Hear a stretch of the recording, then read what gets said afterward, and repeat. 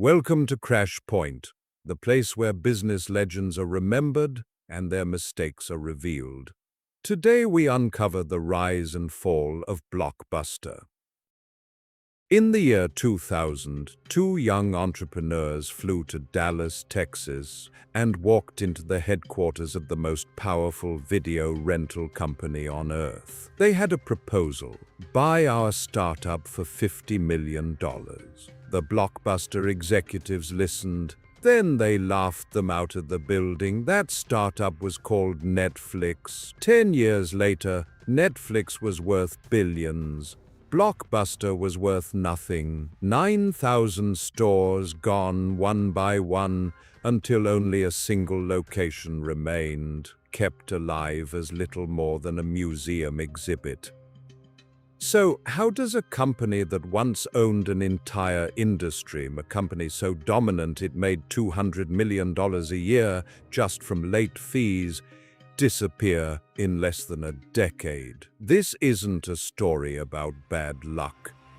It's a story about a moment, a decision, and a door that only opened once.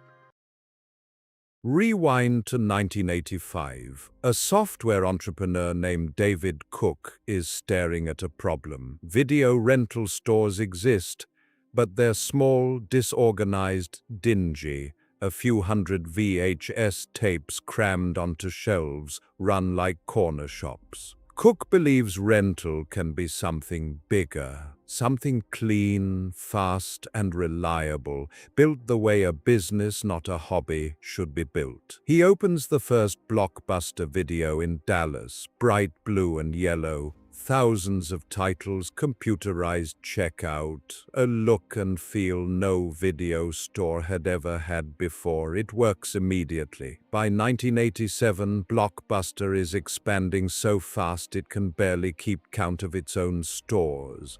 New investors, including future Disney chairman Wayne Huizenga, pour in money and turn expansion into a war machine.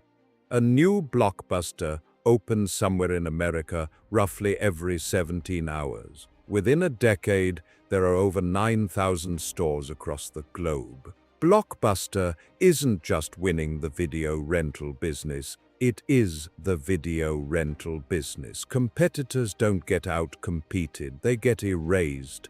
This is a company moving at a speed that feels unstoppable. But numbers don't explain why people loved it. Friday night, across America, the same ritual plays out in millions of households. Pile in the car, drive to Blockbuster, wander the aisles arguing over which movie to pick.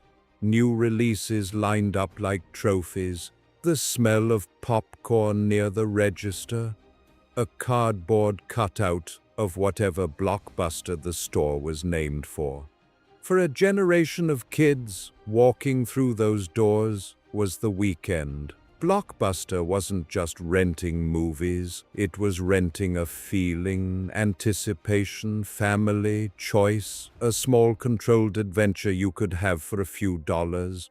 It became so embedded in daily life that "let's go to Blockbuster" needed no explanation. It was a verb, a landmark, a piece of American culture as recognizable as a stop sign.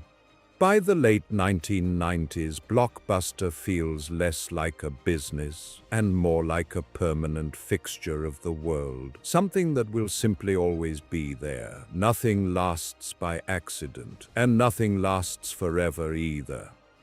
Because somewhere out there, a much smaller, much quieter idea is forming. In 1997, a man named Reed Hastings gets hit with a $40 late fee for returning Apollo 13 6 weeks late. Frustrated, he starts imagining a different model. No stores, no due dates, no late fees, just DVDs mailed straight to your door.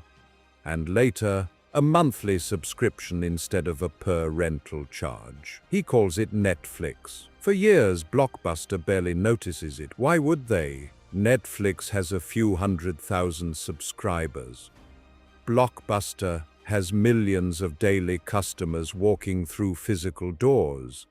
It looks like a hobby next to an empire. Then, in 2000, Hastings and his co-founder Mark Randolph fly to Dallas with an offer.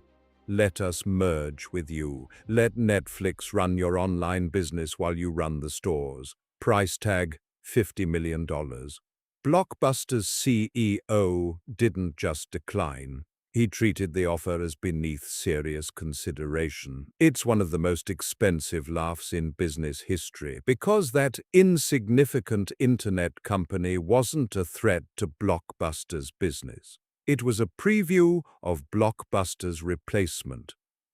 For a few more years, nothing seems to change. Blockbuster keeps expanding, keeps profiting from late fees, keeps acting like the internet is someone else's problem. But underneath, the ground is shifting. Broadband internet spreads into American homes, DVDs get cheaper to mail, and Netflix keeps improving a model built around a single insight Blockbuster refused to take seriously. Customers don't love late fees, stores, or driving anywhere. They love the movie. Remove every obstacle between them and it, and you win. By the mid-2000s, Blockbuster finally panics and tries to fight back, killing late fees, launching its own mail service, even building an early streaming platform. Some of these moves are genuinely smart, but they arrive years too late, underfunded and constantly undercut by a leadership team still thinking like a retail landlord instead of a technology company. Then,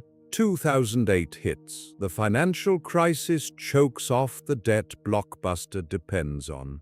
Streaming accelerates. Redbox kiosks steal the impulse rental customer with $1 DVDs. Netflix, now streaming instead of mailing, becomes something Blockbuster can never out-cheap or out-convenience. A service you never have to leave your couch for. In 2010, Blockbuster files for bankruptcy, carrying nearly $1 billion of debt. Store by store, the lights go out. Employees box up new release shelves that once meant something to entire neighborhoods. By 2014, the corporate chain is finished. The company that once opened a store every 17 hours is now closing them just as fast.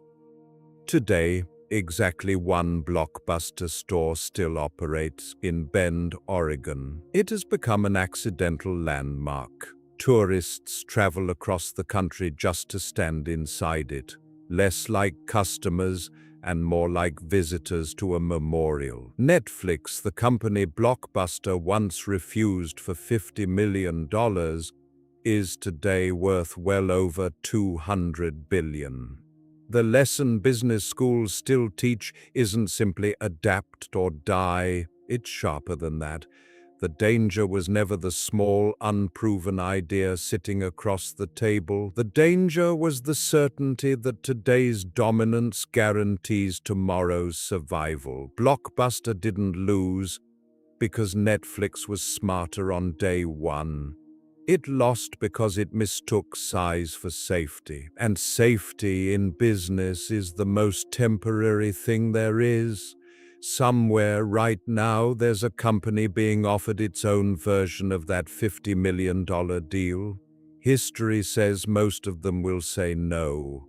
The only question is, which ones will remember Blockbuster in time to say yes?